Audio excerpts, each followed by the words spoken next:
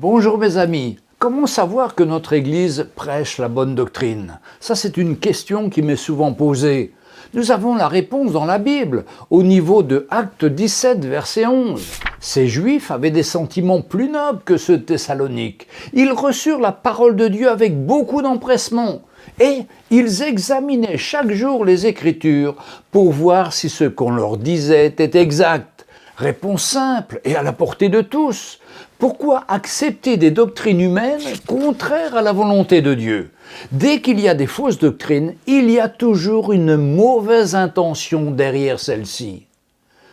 Alors, les mauvaises doctrines les plus répandues sont celles qui touchent à l'argent. La plus grande pression concerne les offrandes. Pourtant, la Bible est claire aussi dans Matthieu 6, 24 ou Luc 16, 13. Nul ne peut servir de maître, car il haïra l'un et aimera l'autre, ou il s'attachera à l'un et méprisera l'autre. Vous ne pouvez servir Dieu et Mammon.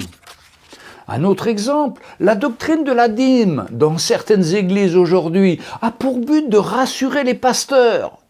Moi aussi je suis pasteur. Pour nous les pasteurs, nous devrions être les premiers à vivre par la foi, en désirant recevoir notre nécessaire de la part du Seigneur Jésus, et non pas des hommes.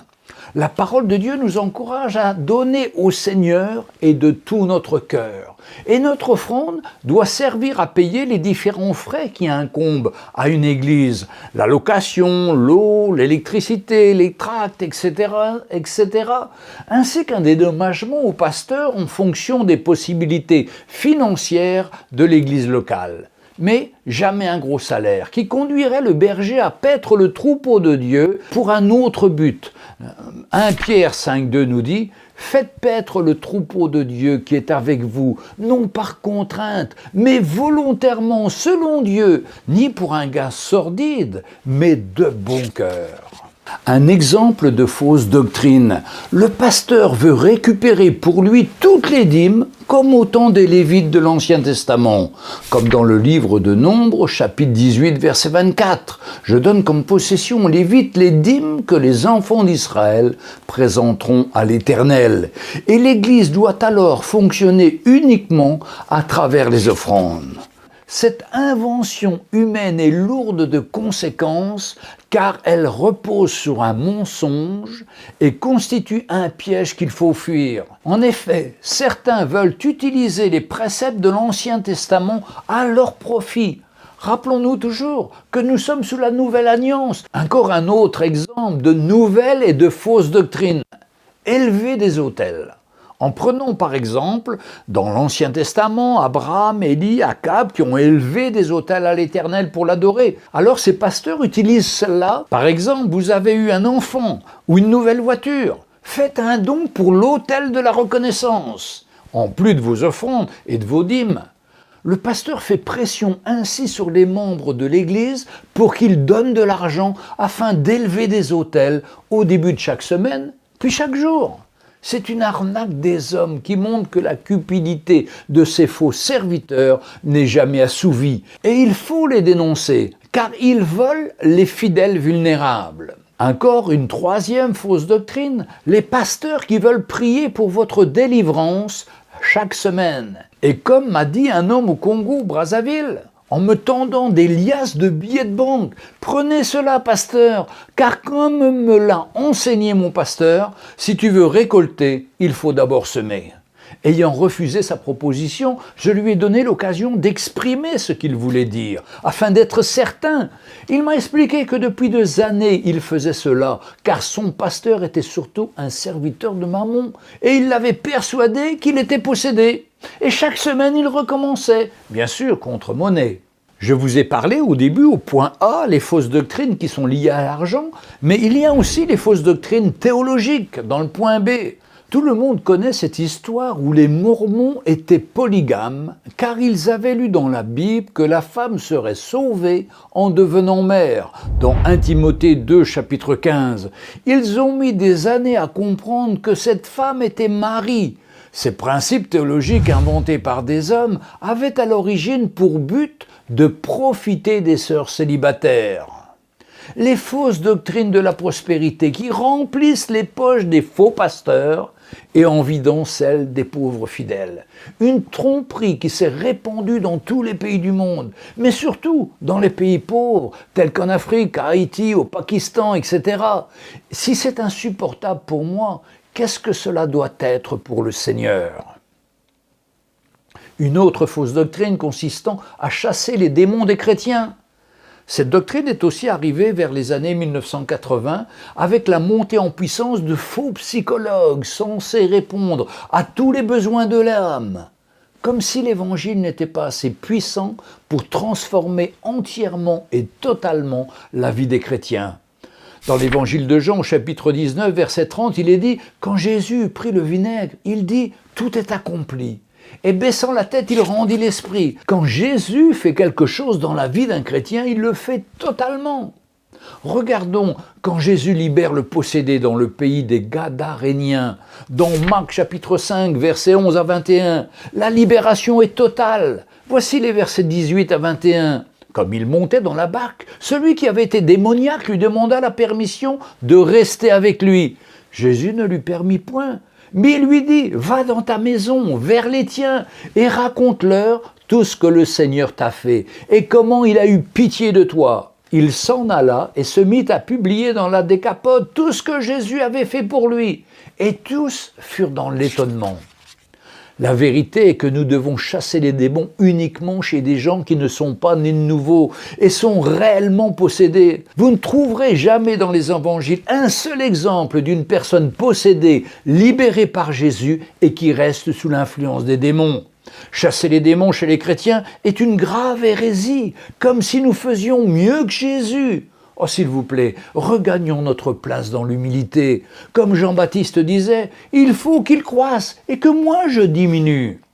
Certains veulent imiter la grenouille de Jean de La Fontaine qui veut se faire plus grosse que le bœuf.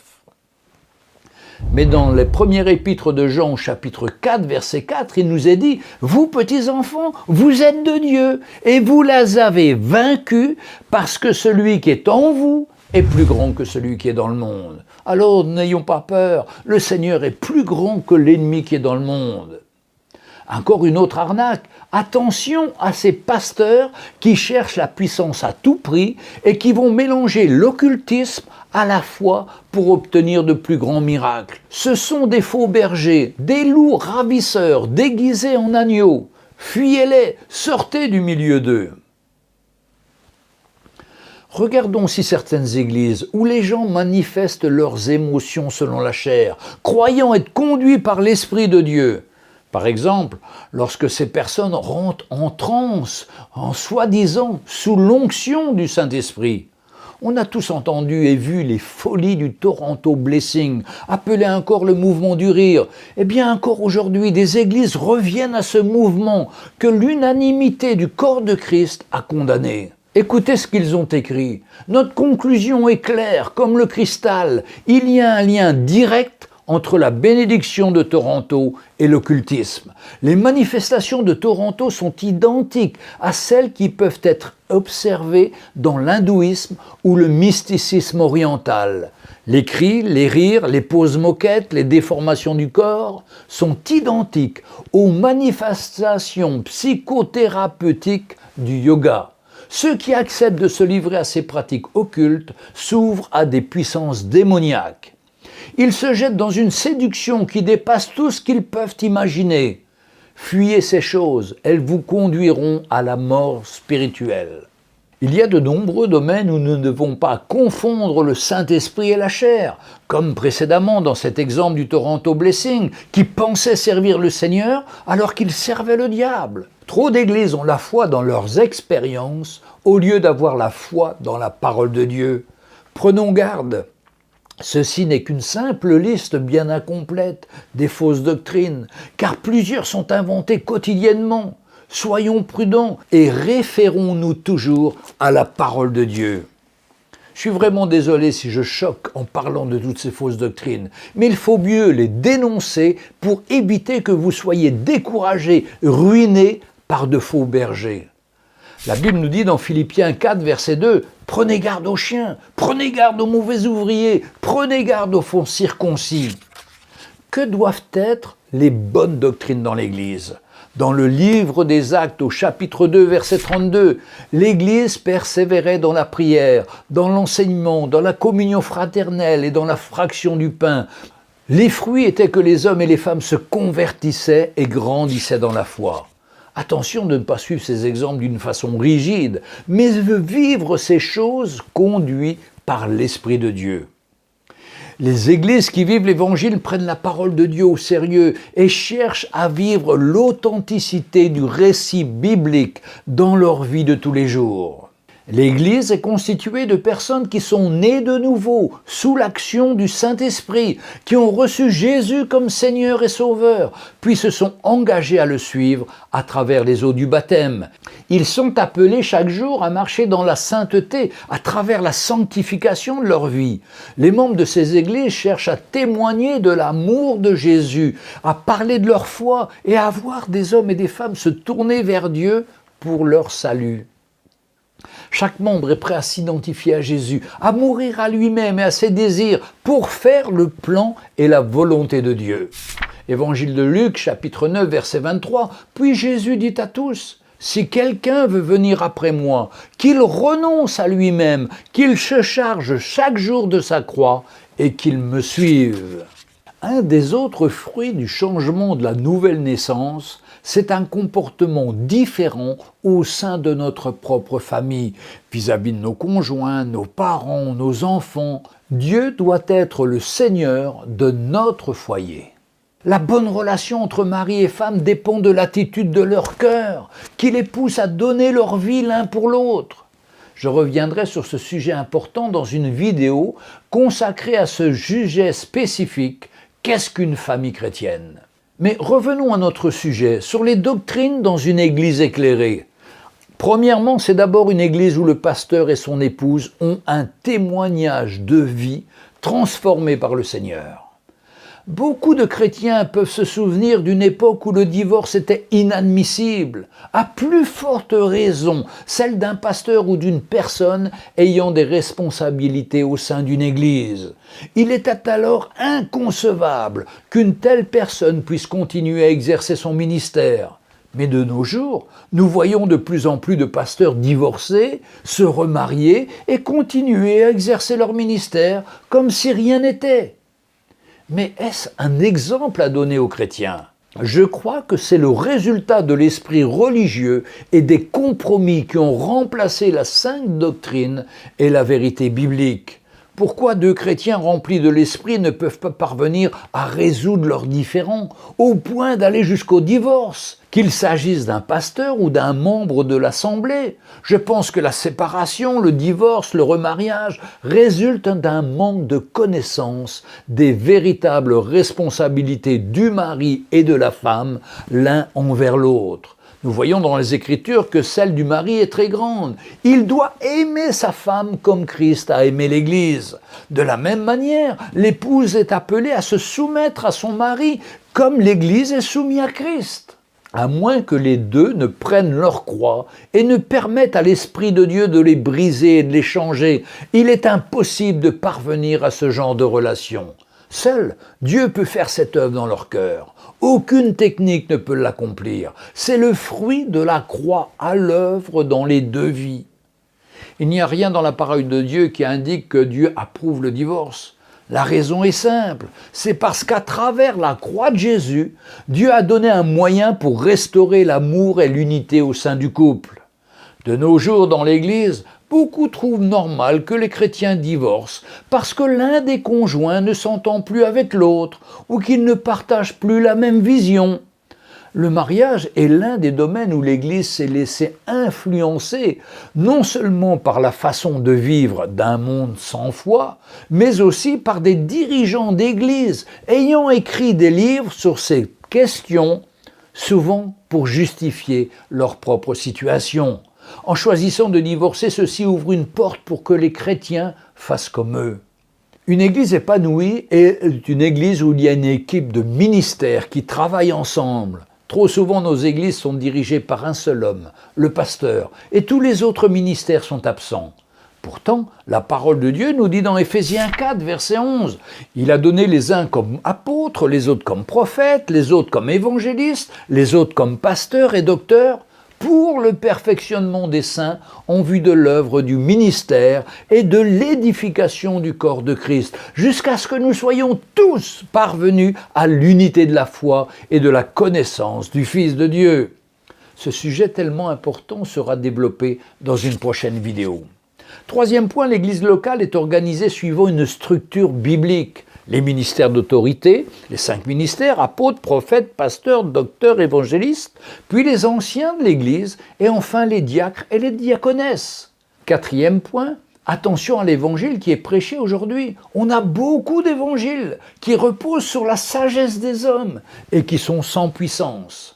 Il est certain que l'évangile prêché aujourd'hui dans beaucoup d'églises n'est plus le même qu'au temps de l'apôtre Paul et qu'il ne permet pas de traiter le problème du divorce. À l'évidence, il ne véhicule plus les mêmes valeurs qu'avant. On en voit un exemple typique avec l'évangile de la prospérité.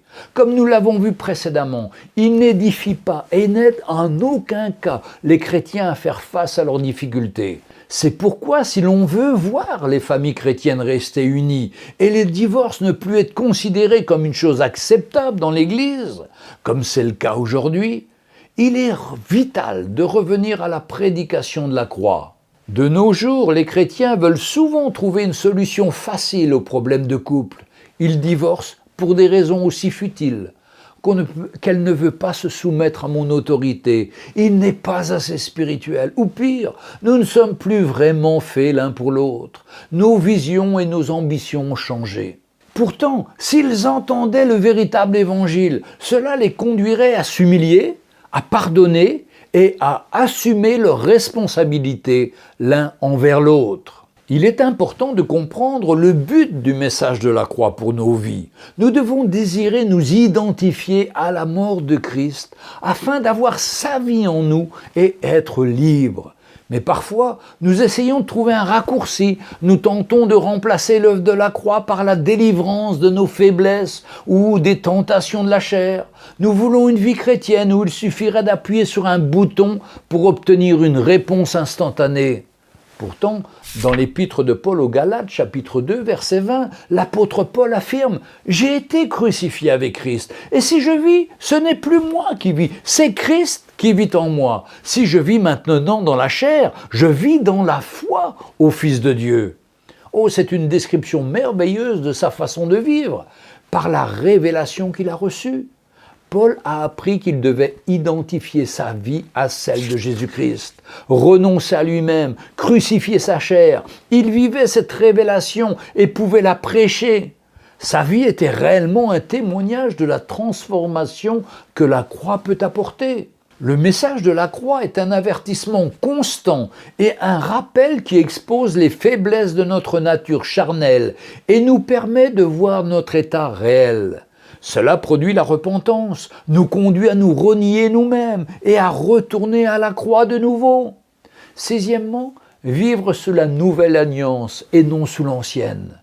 Beaucoup d'églises veulent nous ramener sous les lois et les préceptes de l'ancienne alliance, et cela va même jusqu'à judaïser les fidèles, alors que Jésus nous appelle à vivre sous les préceptes de la nouvelle alliance. Permettez-moi de relever un point important.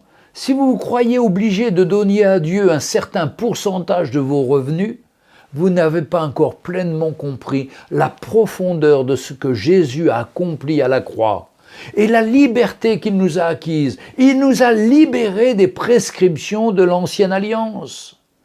Aujourd'hui, nous sommes libres de donner selon notre cœur, selon la direction du Saint-Esprit. Est-ce que vous vous rendez compte que si je dois me référer à quelqu'un ou à une loi établie sous le sacerdoce lévitique dans l'Ancien Testament, pour me dire combien je dois donner, je pourrais en arriver à donner moins que ce que j'ai en fait à cœur de donner. Quand on lit la déclaration de l'apôtre Paul dans 2 Corinthiens chapitre 9 verset 7, en le remplaçant dans son contexte, on peut voir quel genre de cœur anime le chrétien de la Nouvelle Alliance.